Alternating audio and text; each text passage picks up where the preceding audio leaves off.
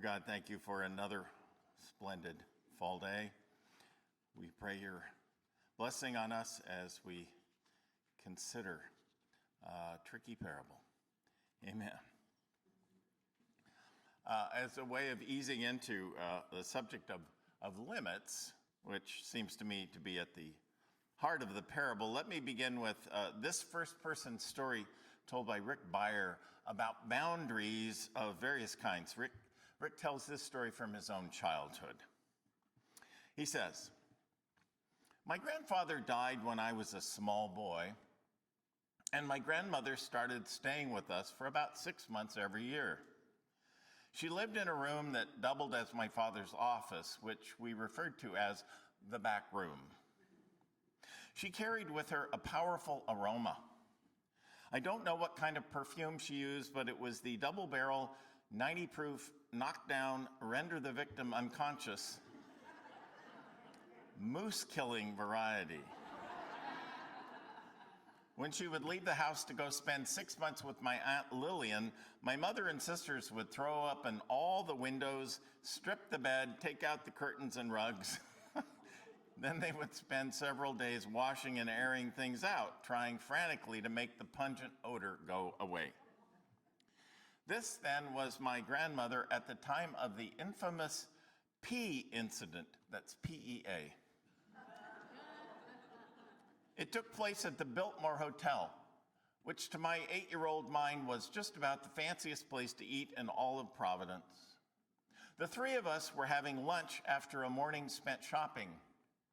I grandly ordered a Salisbury steak, confident in the knowledge that beneath that fancy name was a good old hamburger with gravy. When brought to the table, it was accompanied by a plate of peas. I do not like peas now. I did not like peas then. I've always hated peas. It is a complete mystery to me why anyone would voluntarily eat peas. I did not eat them at home. I did not eat them at restaurants. And I certainly was not about to eat them now. Eat your peas, my grandmother said. Mother, said my mother in her warning voice, he doesn't like peas. Leave him alone. My grandmother did not reply, but there was a glint in her eye and a grim set to her jaw that signaled she was not going to be thwarted. She leaned in my direction, looked me in the eye, and uttered the fateful words that would change my life forever. I'll pay you $5 to eat those peas.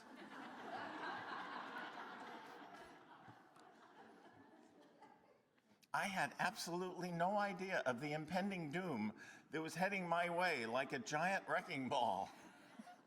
I only knew that $5 was an enormous, nearly unimaginable amount of money, and as awful as peas were, only one plate of them stood between me and the possession of that treasure. I began to force the wretched things down my throat. My mother was livid. My grandmother had that self-satisfied look of someone who has thrown down an unbeatable trump card. I can do what I want, Ellen, and you can't stop me. My mother glared at her mother. She glared at me. No one can glare like my mother. If there were a glaring Olympics, she would undoubtedly win the gold medal. I, of course, kept shoving peas down my throat. The glares made me nervous, and every single pea made me want to throw up. But the magical image of that $5 floated before me, and I finally gagged down every last one of them. My grandmother handed me the $5 with a flourish. My mother continued to glare in silence. And so the episode ended, or so I thought. My grandmother left for Aunt Lillian's a few weeks later. That night at dinner, my mother served two of my all-time favorite foods, meatloaf and mashed potatoes. And along with them came a big steaming bowl of peas. She offered me some peas. And I, in the very last moments of my innocent youth, declined. My mother fixed me with a cold eye as she heaped a huge pile of peas onto my plate. Then came the words that were to haunt me for the rest of my life. You ate them for money, you can eat them for love.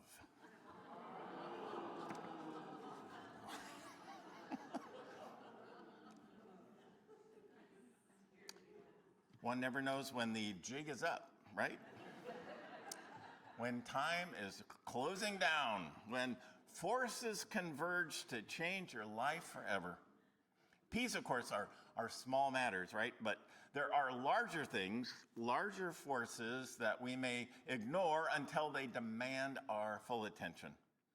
So Jesus' parable this morning is a story of something just like that. It's not one of my favorite parables of Jesus. It begins all right. It begins like so many of his other parables about the reign of God with a great invitation to a terrific party. Over and over again, Jesus couches our ultimate encounter with the holy in these party images. The prodigal son's homecoming ends with just a big party. Jesus seems to love nothing more, in fact, than, a wedding banquet, which is a sustained party. But in this story, the bridegroom for whom this has all been arranged is delayed. No, this isn't a case of the guy getting cold feet. In first century Palestine, the bridegroom and his party go to the bride's family's home to fetch her. That's how it works. It's all part of the festivities. These things take time. There are rituals to be performed. So some guests wander off while they wait this arrival of this important guest, the bridegroom, knowing that additional oil will be needed for their lamps. Some, not all, some go and buy oil just in case this will be prolonged. At last, late in the night, there's a shout. The bridegroom is here. Let the festivities begin. And those who have no oil for their lamps are now in a panic. The oil sellers are in bed. It's too late. They try and find some. They can't. They return to the scene of the party, and the door is shut. They bang on the door. No one answers. They are too late. Jesus says the kingdom of heaven is like that. That's pretty disturbing, especially for those of us here at Southminster who think of ourselves as open-hearted, open-minded, all are welcome kind of people, right? Those final words are downright haunting, and the door was shut. It's haunting because the story is so much at odds with the rest of Jesus' teaching. I mean, Jesus was famous for those stories about open doors, the always available party, the party where there is always room. Just a month ago, I preached on a different parable from Matthew's gospel that seems to say just exactly that.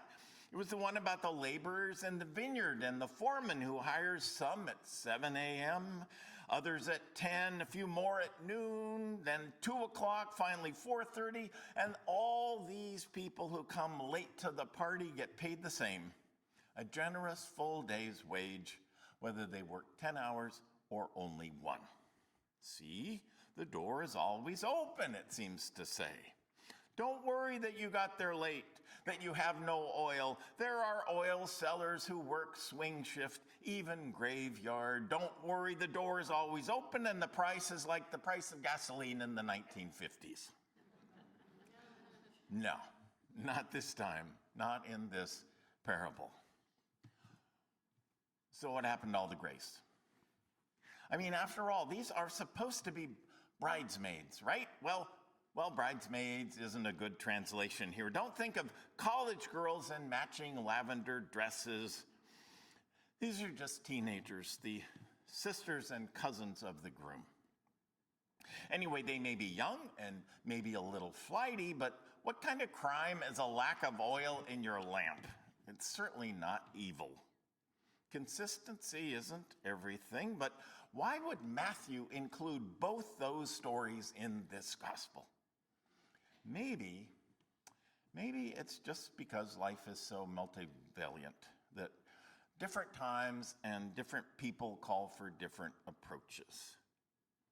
Make no mistake, the gospel of Jesus is at center about inclusivity, God's abundant grace, the overflowing love of the Creator, the wide open door. Yet there are those times in life when time runs out for every single one of us. The late Steve Jobs, founder of Apple, spoke eloquently of that in his famous 2005 Stanford University commencement speech. It's all the more amazing due to his untimely passing a few years later. Here's a bit of what he said. He said, "When I was 17, I read a quote that went something like, quote, 'If you live each day as if it was your last, someday you'll most certainly be right.' It made an impression on me, and since then, for the last 33 years, I have looked in the mirror every morning and asked myself, if today were the last day of my life, would I want to do what I am about to do today? And whenever that answer has been no for too many days in a row, I know I need a change. I need to change something. Remembering that I'll be dead soon is the most important tool I've ever encountered to help me make the big choices in life," he says. "Because almost everything, all external expectations, all pride, all fear of embarrassment or failure, these things just fall away in the face of death, leaving only what is truly important.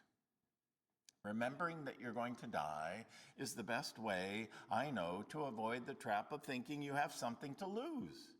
You are already naked. There is no reason not to follow your heart." So, maybe the thing that Don and I should say when we welcome everyone to church on mornings like this is, wherever you are on your journey of faith, you better hurry up. Now, some biblical commentators tell us that this parable was one that the early church fully embraced. Christians early on, felt that Jesus was going to return to earth anytime. And when there was a delay and the most holy pillars of the church, even some of the disciples began to die, there was a feeling of panic in the church. There was a desire among many to just bolt. The parable this morning says, not so fast. Hang in there, stay awake, remain faithful. Well, here we are, 2,000 years along, still waiting. Maybe this parable is even more important for us today than it was for Matthew's church that heard it back then.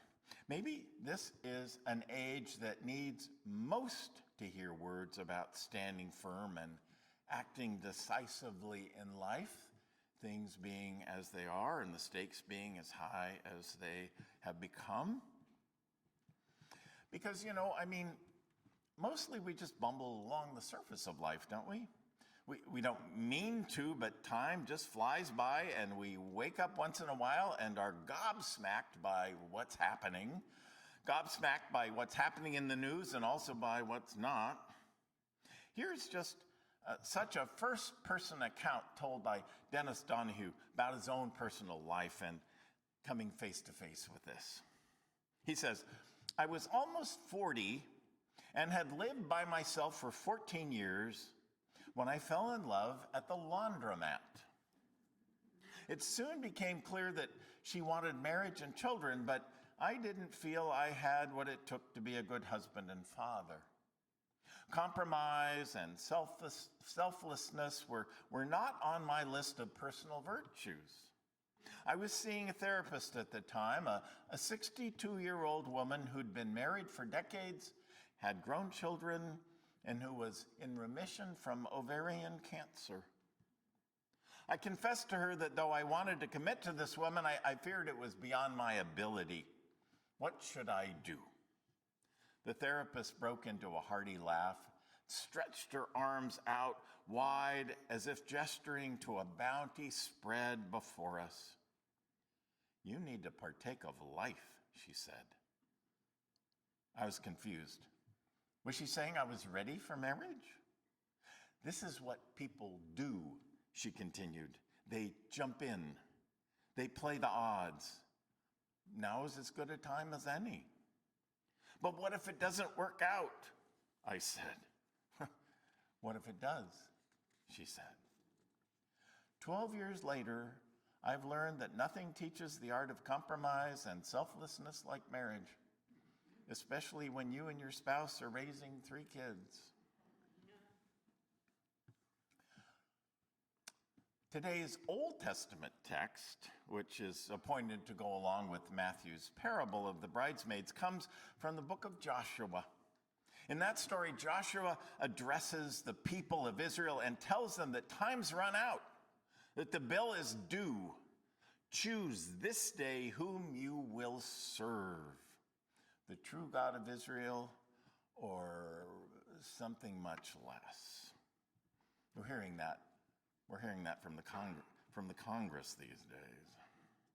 Choose this day. Could those words be meant for us? Could Jesus' parable be meant for us? Most of us think in terms of someday, not today. Someday I'm going to spend more time with my son. Someday I'm going to sit down and type out my life story for my grandchildren. Someday I'm going to get serious about exercise or a healthy diet. Someday I'm going to explore that ambitious idea I had when I was 20 that I have up till now set to one side. Life, it's such a crapshoot. I had a roommate in college named Bruce Talkington.